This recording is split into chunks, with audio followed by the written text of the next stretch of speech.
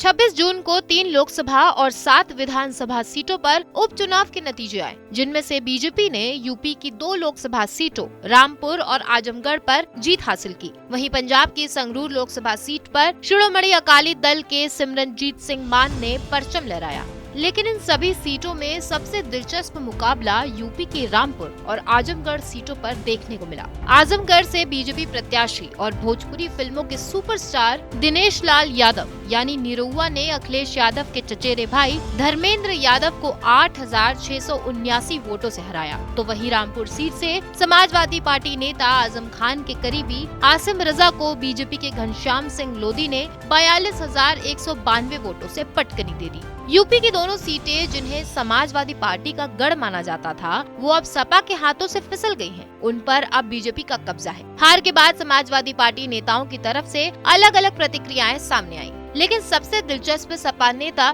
धर्मेंद्र यादव का ये बयान है जो कल से ही सुर्खियों में बना हुआ है। How can you look? इस कांग्रेस कौन जाएगा? इस कांग्रेस कौन जाएगा?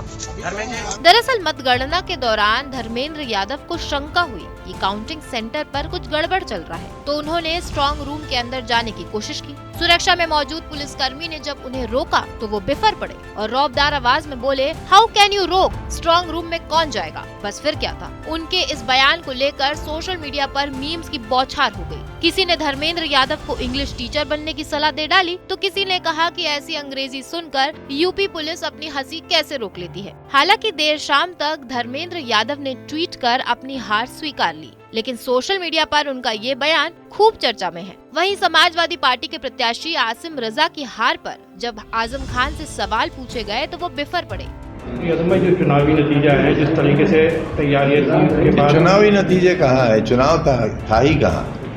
इसे ना आप चुनाव कह सकते हैं ना चुनावी नतीजे कह सकते हैं। 900 वोट का पोलिंग स्टेशन और 6 वोट हमने तो सहा है। जो सहा है वो बताइए। आप हमसे क्या पूछ रहे हो भाई? आप फिर क्या देख रहे हैं? आपकी ये चौथी आंख क्या देख रही है? जब आप ही को नहीं दिख रहा है तो हम तो पैदाइशी अंधे हैं,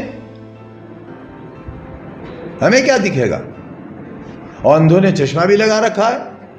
बता दें कि रामपुर सीट से अभी तक आजम खान सांसद थे, लेकिन यूपी विधानसभा में सदस्य बनने के बाद उन्होंने रामपुर सीट खाली कर दी। वहीं आजमगढ़ सीट पर 2019 में अखिलेश यादव ने जीत दर्ज की थी, लेकिन मैनपुरी की करहल सीट जीतने के बाद अखिलेश यादव ने यूपी विधानसभा की सदस्यता ले ली और आजमगढ़ लोकसभा सीट खाली हो गई, जिस पर उनके भाई धर्मेंद्र यादव ने चुनाव लड़ा। कुल मिलाकर समाजवादी पार्टी के हाथ से उसकी दोनों अजय मानी जाने वाली सीट फिसल चुकी है, जिसकी वजह से लोकसभा में समाजवादी पार्टी से केवल 3 सांसद बचे हैं। उपचुनाव के नतीजों पर मंथन करने वाले चुनाव विश्लेषकों का कहना है कि इन दोनों सीटों को हारने से समाजवादी पार्टी की साख पर बट्टा तो लगा ही है, साथ ही अखिलेश यादव के सियासी करियर भी संकट में नजर आ रहा है। वहीं कुछ विश्लेषकों का मानना है कि इस चुनाव में अखिलेश के साथ भितरघात हुई है, जिसमें उनके चाचा शिवपाल भी शामिल थे। इसके पीछे बड़ी वजह है 2022 विधानसभा चुनाव। दरअसल अखिलेश यादव ने चाचा शिवपाल को चुनाव लड़ने के लिए केवल 1 सीट दी थी,